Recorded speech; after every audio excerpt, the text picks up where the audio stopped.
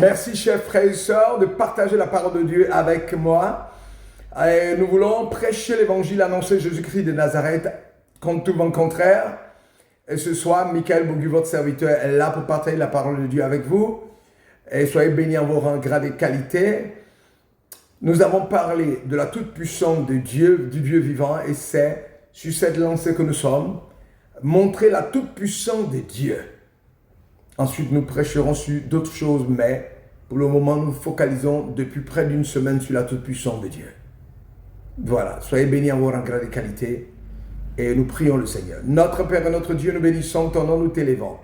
Nous proclamons ton règne, nous célébrons ta victoire sur la mort, ta victoire sur le plan machiavélique, ta victoire sur Satan et ses démons, ta victoire sur les génies et l'esprit maléfique.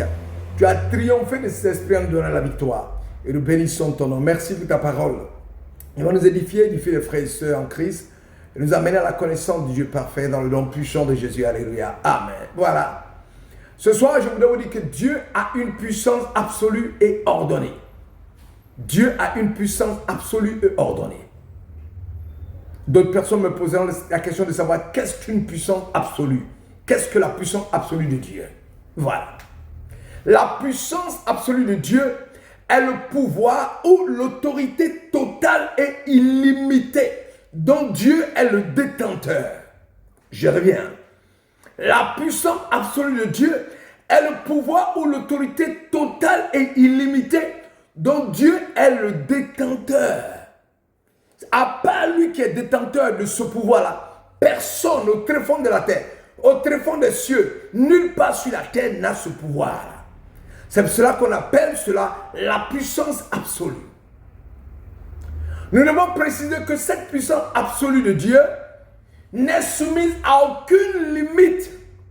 Je dis bien aucune limite. Elle n'est soumise à aucune limite. Elle n'est soumise à aucune opposition. Dieu seul détient cette puissance absolue d'exécution selon son bon vouloir.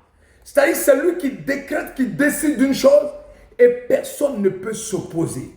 C'est un tel Dieu, il est bon de le craindre et de le suivre. Dieu dirige, commande, exécute tout selon son bon vouloir. C'est la raison pour laquelle la Bible déclare dans le psaume 115, verset 3, que notre Dieu est au ciel, il fait tout ce qu'il veut. Dans d'autres versions, il fait tout ce qui lui plaît. Personne ne peut s'opposer à lui. Voici ce qu'on appelle la puissance absolue. Qu'est-ce qu'on pourrait dire de la puissance absolue? La puissance absolue de Dieu est cette puissance par laquelle Dieu peut tout faire. À Dieu, rien n'est impossible. Même ce qui n'est pas sa volonté, mais qu'il est possible qu'il fasse, il le fait. Il y a des événements qui arrivent qui ne sont pas la volonté de Dieu, mais il est accompli. Un exemple de la puissance absolue de Dieu. Israël a désobéi à l'Éternel des armées dans la parole de Dieu. Le peuple d'Israël s'était éloigné de Dieu, menait une vie de péché et d'idolâtrie, ce qui va provoquer la colère de Dieu. Dieu va susciter Nebuchadnezzar, roi de Babylone, qui sera envoyé par Dieu pour exécuter son jugement sur le royaume de Juda. Il va assiéger Jérusalem, il va détruire le royaume et amener une partie de sa population en exil à Babylone. Ce qui a marqué le début de la captivité babylonienne. Ça, Dieu ne veut pas attaquer son peuple, Dieu ne veut pas déporter son peuple, mais des comportements que les Israéliens posent, celui d'abandonner Dieu, chez les filles dans les idoles, oblige l'Éternel à faire quoi? Oblige Dieu à faire ce qu'il ne veut pas faire. Voilà.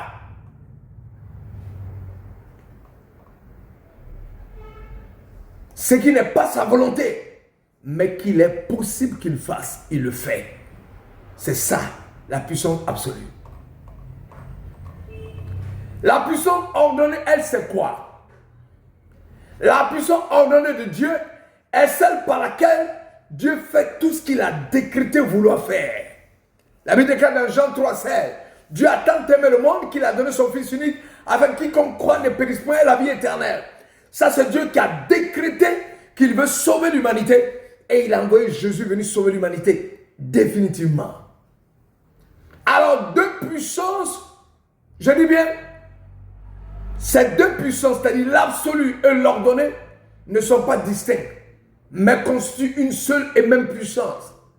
Sa puissance ordonnée fait partie de sa puissance absolue, car s'il n'avait pas le pouvoir de faire tout ce qu'il est possible, il n'aurait peut-être pas le pouvoir de faire tout ce qu'il choisit de faire. Je reviens. Deux puissances, l'absolu et l'ordonné, ne sont pas distinctes, mais constituent une seule et même puissance. La puissance de Dieu qui est ordonnée fait partie de la puissance absolue. Car si Dieu n'avait pas le pouvoir de faire tout ce qu'il est possible, il n'aurait peut-être pas le pouvoir de faire tout ce que Dieu choisit de faire.